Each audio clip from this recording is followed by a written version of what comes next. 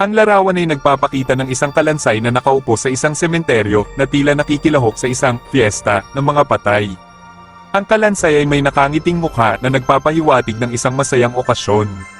Sa likod nito ay makikita ang mga puntod na nagpapahiwatig na ito ay nasa isang lugar kung saan nakalibing ang mga patay.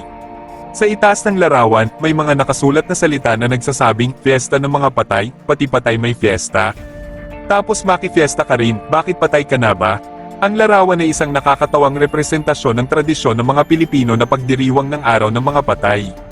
Sa Pilipinas, ang araw ng mga patay ay isang araw ng paggunita sa mga yumao.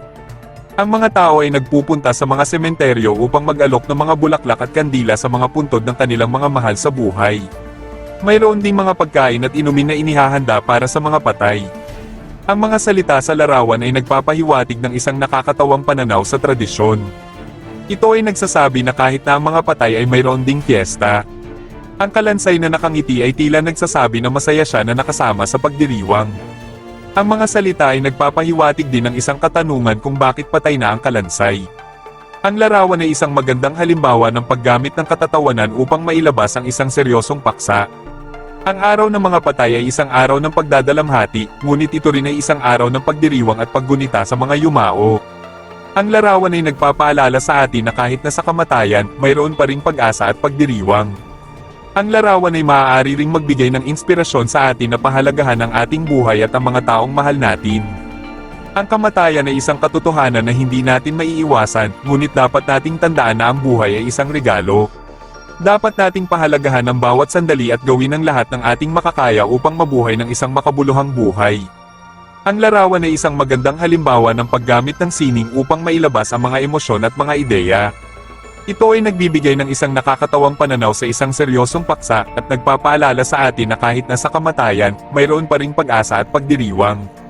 Ang larawan ay nagpapakita rin ng isang malalim na konsepto ng buhay at kamatayan.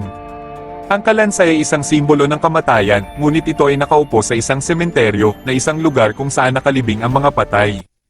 Ito ay nagpapahiwatig na ang kamatayan ay hindi ang katapusan, ngunit isang bagong simula. Ang kalansay ay nakangiti na tila nagsasabi na masaya siya sa kanyang bagong buhay. Ang larawan ay nagpapaalala sa atin na ang buhay ay isang siklo. Ang mga tao ay ipinanganak, nabubuhay, at namamatay. Ang kamatayan ay isang bahagi ng buhay at hindi dapat katakutin. Ang larawan ay nagbibigay ng isang bagong pananaw sa kamatayan na nagpapahiwatig na ito ay hindi ang katapusan, ngunit isang bagong simula.